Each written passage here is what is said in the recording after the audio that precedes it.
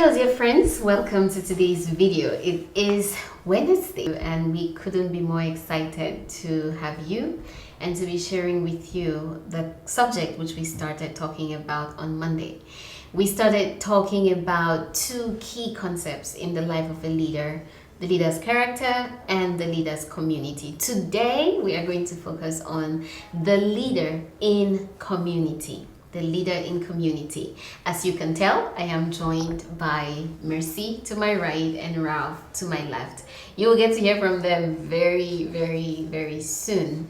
But as we start talking about community, you know, relationships and interconnectedness is the way that God chose to design our lives. We all are born into families. We all begin our lives in relationships, and that happens consistently when we live throughout our lives. People might decide to withdraw from community, to be alone, but the key thing to remember always is, as leaders, we live in community and we lead in community, and in the same vein, we grow in community. When we ended our video on Monday, we talked about this mango tree and what happened to the mango tree as a result of the roots that had been slowly eaten by termites. The children showed up in the orchard that fateful morning only to find that the tree had fallen. And while we focused on the sad reality that what was happening to the roots on the ground was what accounted for that tree falling, today we want to look at the fallouts of a falling tree or a fallen tree. Welcome, Mercy, and tell us a little bit more about a tree that falls. What happens to that tree? When a tree falls, it's possible that maybe some children came to pick up mangoes that fell or were struggling to harvest mangoes, and that tree could fall on them and then end up killing them or leaving some of them wounded. Absolutely. So the tree is not the only thing that gets affected by its fall. The things around the tree get affected by the fall of the tree. There is a key to living in community which you and I as leaders need to understand. What I do as a leader affects not just me, but the people that I am in relationship with. What you do as a leader affects the people that are in relationship with you. Jesus Christ, our role model, when he came to earth and he was building himself a team of leaders, he chose 12 leaders. And he chose them and put them in relationship with each other and worked with them together. Rav, share a little bit with us about the impact of working with these people as a team. Why do you think Jesus Christ chose not to work with them individually? He could have done that instead of working with all of them at once. I believe Jesus put them together because he wanted them to learn from one another. And as they learn from him, they should also learn from one another. These disciples were coming from different backgrounds, from different families. Certainly, they were brought up by their parents also with different values. Mm-hmm. Putting them together was giving them the opportunity so that they can help one another. The Bible says, as iron sharpens iron, right, so one man sharpens the countenance of the other. Mm-hmm. And if we look among Jesus' disciples, we'll find out that they were people from different backgrounds, as I said. Mm-hmm. We look at Matthew. Matthew was a tax collector. He was like a policeman, or he was like a military officer. Mm-hmm. While we have somebody like Simon the Zealot, who was, we could say, a rebel leader. Mm-hmm. Putting them together was bringing them in an atmosphere or in a community where they have to learn from one another. Also, they have to also exercise patience, mm-hmm, and also grace in that. Right. And it's within this context that Jesus Christ is teaching his disciples, and he tells them, when somebody asked him, what is the greatest commandment? Jesus said, number one, love the Lord your God with all your heart, with all your soul, with all your mind, and with all your strength. And immediately Jesus goes on to talk about number two. And he says the second is just like it. Love your neighbor. Not as you love God, not as you love Jesus, but as you love yourself. And so Jesus right there quickly eliminates the option that many of us want to fall back on as leaders. people relationships are too hard. I'm just going to do my thing alone and forget about these people. Jesus says no. The measure of love that you have for yourself is actually what is going to determine how well you love others. And so living in community, how your relationships are as a leader is very, very important. In 2 Corinthians chapter 10 verse 3, the Apostle Paul says, we put no stumbling block in anyone's path, so that our ministry will not be discredited. Do you know some leaders whose ministries have been discredited in the very communities in which they live? Somebody once said, if you want to know who the real Christian is in every quarter, in every neighborhood, don't ask the Christians, ask the neighbors. Go there and ask, how is this person or how is that person? And they will tell you. We are not here claiming that these relationships are easy. We are not here claiming that community life is easy. It's tough, but it's worth it. We want to share with you our experience. You know, this team didn't just appear. This team was formed.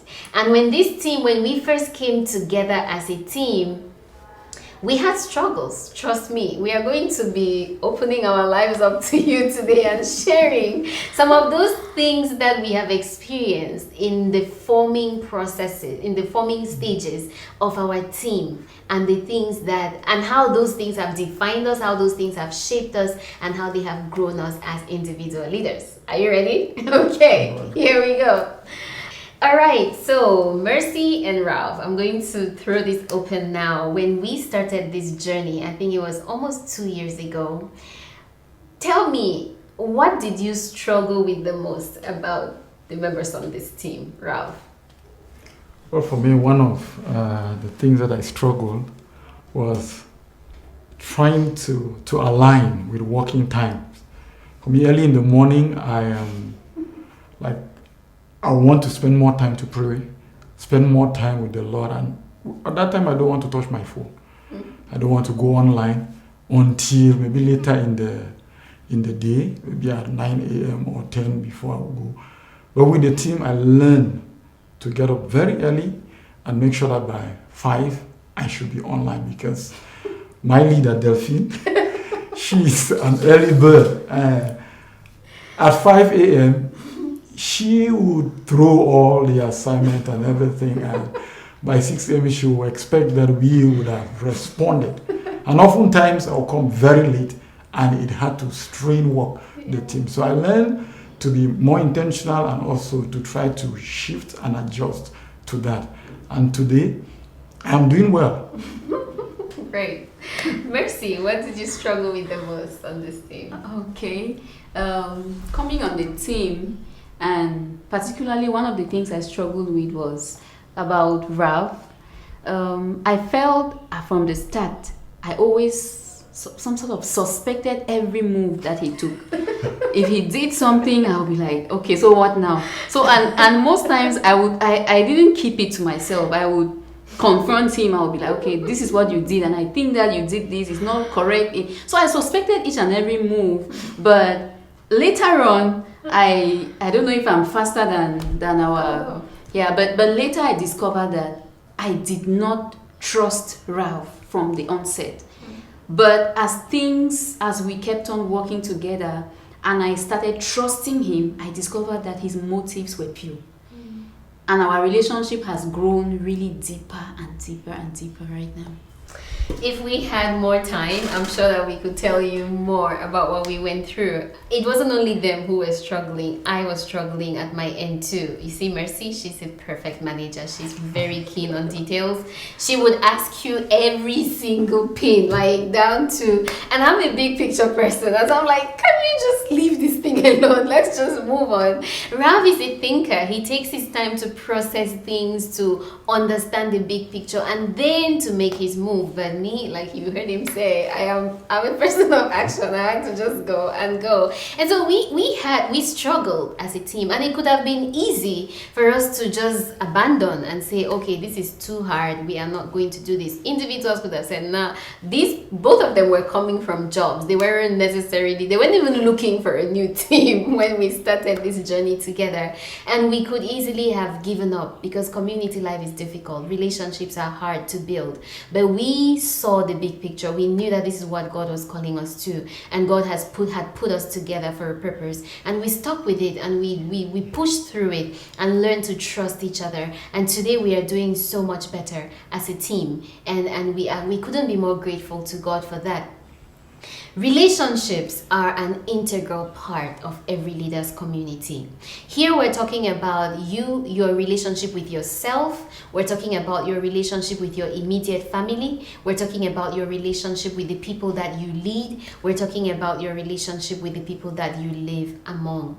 Some of it is going to be difficult, but loving others well is the expectation that God has of each one of us who are leaders. And so community life is going to be difficult. It's going to be hard to get along with some people. You're even almost going to feel as if some people are assigned on you. It's like, this person has a problem with me. And for sure, there might be some clashes, personality clashes, interaction style clashes, and things like that. But we are saying, as we wrap up our conversation on the leader in community, that there are two key things that would make a relationship succeed: trust and grace. We already heard Mercy say something about learning to trust Raf. Mercy, share a little bit more with us about how important it is to trust in community. Trusting in community is the basis of a proper functioning in a community. If you don't trust somebody, there's no way you can be able to work or with that person. You will always ask questions. You would always not want to give that person something and say, okay, do it. You would almost be like you'll be tiptoeing behind that person. You give that person something to do and you are tiptoeing to find out, is that person doing it well? I gave this person this 1,000. What has he done with 100 francs? What has he done with this? And so it makes your community life very tedious. It's almost as if you are in a school, and just makes every relationship shatter because people will begin to alienate from you. Mm-hmm. And Ralph, I am sure that you have had your own opportunities where you have had to extend grace both to me in my 5 a.m., 4 a.m. assignments to your phone, and to Mercy in our interaction together. And I'm sure in other relationships in your life as well. Say a little bit more about just the role that grace plays in these relationships in community. You can relate and grow in your relationship with people and even with yourself if you don't really extend grace, because grace for me is that thing that God has extended to me as an individual. And when I look at my life, I look at the things that I have done, I look at the mistakes that I have made, I look at the ones that I have made intentionally, and God extended grace to me. I'm grateful. So as I relate with people, I also give them that opportunity. It is painful, but it is very good, because there are people that they get to learn and to grow in a grace community. But if we don't open up to them, we don't allow them to also express themselves, or them to be themselves, what will happen is that they'll be living an image that is not their true self, and will not even help us to learn from them, and also help them to learn from us. Mm-hmm. So I've learned to extend that to everybody. Even on our team, I have learned that, and that is why we laugh over some of the things. And even when we have issues, it is not coming like to attack one another, but it's often to learn and to better understand. Right. So relationships, I mean, there is more to this subject than a 10-minute video would allow us time to talk about. And we want to encourage you, as you dive into the reading materials this week and the rest of the videos that we are sharing with you, to remember that people are going to relate with you based on the pace that you set for them as a leader. If people don't sense trust coming from you, they are going to be suspicious around you. If people don't sense grace, they are going to feel the urge to perform, to look a certain way, to be a certain way. And maybe you as the leader too, that will push you to have to keep up and meet up with certain expectations and performance metrics in order to be better or to look better. But are we saying, therefore, that you should pay attention to everything that everybody says about you every time? Absolutely not. In our next video, we shall be talking about the importance of self-awareness and the role that that plays in filtering. How do you deal with what people are saying about you? We all have had to work on ourselves. We all have had to make growth plans on different areas in order to get along better together as a team. That can only happen effectively when you grow in your awareness of yourself, and then you give your community members permission to show you your blind spots, which we all have, and that is another added benefit of community. We shall say more about that and how you can build healthy relationships in community in our next video. Until then, thank you so much for joining us, and do enjoy your readings and the rest of the videos.